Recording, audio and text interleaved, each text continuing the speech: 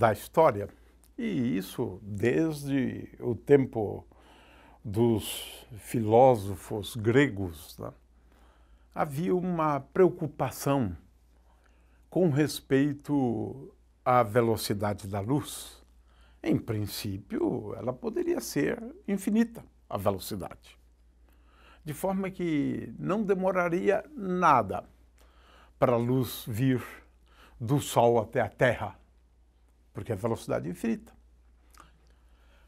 Ora, essa preocupação gerou propostas, né, para se dirimir essa dúvida. A velocidade é finita ou a velocidade é infinita? Aliás, Galileu foi o primeiro a fazer uma proposta bem simples, né, para se medir a velocidade da luz. A ideia era simples. Nós colocamos dois indivíduos a uma distância que, no caso, ele pensou de 2 quilômetros. Cada um deles portando uma lanterna. Claro, estamos falando dos tempos de Galileu. O primeiro acenderia a lanterna, o outro, a uma certa distância, ao receber o sinal luminoso, acenderia a sua lanterna e o primeiro iria determinar o intervalo de tempo entre o instante que ele acendeu a lanterna e o instante de tempo que ele receberia a luz da segunda lanterna. De fato, isso é uma coisa viável e veremos que uma das experiências faz uso de um mecanismo parecido com esse. É claro que Galileu não conseguiu concluir nada, porque sabemos que a velocidade da luz é muito grande.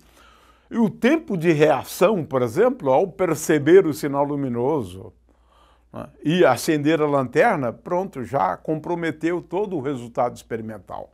Mas é uma ideia interessante. O primeiro a medir a velocidade da luz e concluir, na verdade, que a velocidade da luz é finita, foi Homer. Qual foi a relevância, né, dessa descoberta de Homer? Ele também foi capaz de fazer uma estimativa, e não é tão ruim, não. Na estimativa dele, a primeira velocidade da luz, né, seria C igual a 2,3 vezes 10 a 8 metros por segundo. Nada mal, nada mal. Agora, qual era a base da experiência dele, da observação de Homer, né? Ele, claro, fez uso de métodos que chamamos hoje de astronômicos, observando, sim, o movimento dos astros, né? E foi isso que ele fez, né? Ele, na verdade, observou Júpiter, né? Fazia observação, mas não exatamente em relação a Júpiter, né? E é claro que nós sabemos que Júpiter, em alguns momentos, está próximo da Terra. Em outros momentos, Júpiter se afasta da Terra. A distância da Terra aumenta. É claro que em alguns momentos também essa distância diminui. Mas vamos considerar o caso em que a distância esteja aumentando. A distância de Júpiter até a Terra. De forma que imaginemos que esse dado aqui seja conhecido, né? A distância num instante de tempo d1, num instante de tempo d2, né? É a distância, num instante de tempo t3, a distância é d3, né? De forma que essa distância está aumentando. Agora, Homer não observou exatamente Júpiter, não. Ele observou as eclipses de uma lua de Júpiter. Essa lua tem o nome de Io. Ou seja, Io fica num plano, ou se movimenta num plano que é praticamente num plano que contém a Terra e Júpiter, né? De forma que, para quem está aqui da Terra, Io desaparece nesse ponto aqui e depois volta a aparecer, ou seja, Io passa por trás de Júpiter em relação a quem está aqui na Terra. Ele fazia as observações, né, a partir da Terra. E ele então começou a cronometrar o intervalo de tempo da eclipse. Um instante de tempo que começa a eclipse e termina a eclipse. Io desaparece e Io aparece de novo. Quando essa distância era mais próxima possível, isso ocorria no intervalo de tempo de 42,5 horas. Agora, ele percebeu mais uma coisa curiosa. É que demorava cada vez mais entre aparecer e desaparecer. Quando, por exemplo, a distância aumentava, esse intervalo de tempo entre Io desaparecer, para quem está aqui na Terra, né, e aparecer de novo, esse intervalo de tempo acabava sendo maior, e é maior. E Homer percebeu por que isso acontecia. Como a distância é maior, é claro que demorava mais tempo, porque a luz agora teria que percorrer um intervalo de tempo maior, já que a distância é maior. Essa foi realmente uma grande sacada. O intervalo de tempo de duração da eclipse de Io, uma lua de Júpiter, aumentava à medida que Júpiter se distanciava da Terra. Logo, fazendo a medida das distâncias e dos tempos, é possível medir a velocidade da luz. Mas eu acho que o principal resultado obtido por ele, na realidade, é que esse fenômeno indicava que a luz tem uma velocidade finita. Velocidade finita. Se fosse infinito, não faria diferença a distância ser D1, D2, D3. Chegaria sempre, né, num intervalo de tempo que seria o mesmo. Fantástica essa descoberta de Homer, né? Hoje ele ganharia o prêmio Nobel, com certeza absoluta. Por quê? Ele teria constatado que a velocidade da luz é finita, aumentou a distância e demora o tempo para chegar. Claro, essa é a conclusão de Homer, né? E mais, mediu, né, fazendo medidas do quê? Do intervalo de tempo, né, e das distâncias. Homer obteve este valor. É um resultado histórico fantástico. Vamos agora a algum tempo depois, isso aqui é início do século XVIII. Aqui agora nós já estamos no século XIX, 1850, mais ou menos, e temos aqui algumas propostas também muito curiosas, né, em relação a medidas da velocidade da luz. É só para a gente ter uma ideia da engenhosidade, né? E esse problema passou a ser também relevante, né, depois de algum tempo, né? Vou falar aqui de uma experiência que é bastante simples, né, que é a experiência de Fizeau. E Fizeau, esse já obteve um valor fantástico para a velocidade da luz, eu acho, né?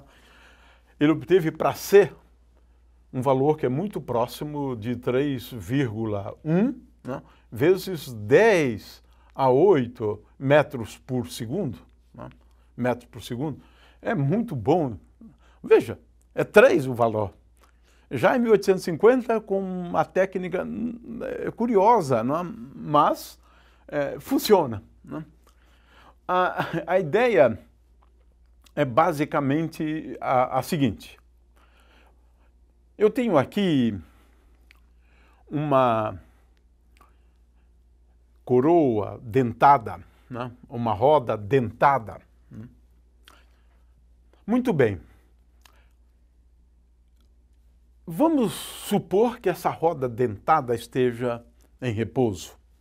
E agora vamos imaginar que eu envie um sinal luminoso passando por um dente da roda dentada. Vamos imaginar aqui. Eu envio um raio luminoso, envio luz. E agora estou vendo de um outro ângulo, de uma outra perspectiva, a roda dentada. Esta luz, nessa experiência, foi o que Fizeau imaginou, vai até um espelho. Claro, o espelho reflete a luz volta e, em princípio, se essa roda dentada estiver em repouso, ela volta por esse ponto aqui. Ora, veja, Fizeau substituiu as duas pessoas com lanternas, aqui ele colocou um espelho. Não precisa de uma lanterna. A luz vai e volta imediatamente. Não demora nada para vir e voltar. De forma que agora ele teve uma ideia bastante engenhosa. Colocando essa roda dentada com um movimento com uma certa frequência, né? O número de voltas por unidade de tempo, F, né? E ele também teve o cuidado de colocar um certo número de dentes na roda. N é o número de dentes. Agora veja bem, se isto aqui está em movimento, a luz passa pela primeira vez, mas ao voltar pode simplesmente atingir um dos dentes e você não vê nada. No entanto, se eu ajustar a velocidade angular, esta luz vai e agora volta quando esse dente já está nessa posição do outro. Portanto, se eu ajustar esta velocidade angular, pode acontecer de eu receber o sinal luminoso. E com isso, nós temos um método para medir a velocidade da luz. É claro que a velocidade da luz também depende dessa distância L aqui. Claro, porque o tempo para ela ir e voltar depende de L. Depende de L. De forma que o tempo para ela ir e voltar deve ser, basicamente, o tempo decorrido para que este ângulo aqui tenha variado por um ângulo que seria 360 dividido por n. O fato é que este método, ele permite determinar a velocidade da luz, né? Vamos colocar aqui então C, né?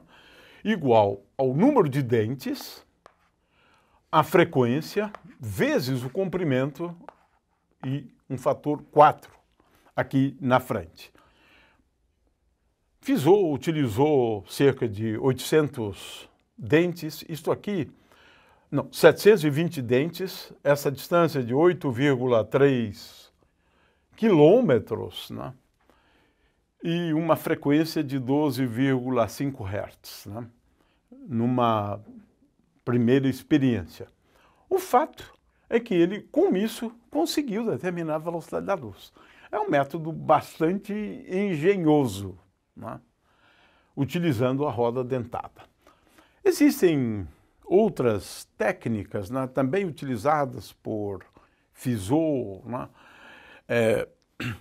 A ideia é agora enviar um raio luminoso. Aqui eu tenho um espelho, mas esse espelho gira com velocidade angular, de forma que a luz incide sobre o espelho, é refletida. Aqui tem um outro espelho fixo, a luz volta, mas como agora o ângulo é diferente, há um desvio aqui da luz. E a medida desse desvio permite determinar a velocidade da luz em função do desvio e, claro, desse comprimento aqui. E, claro, também da velocidade angular.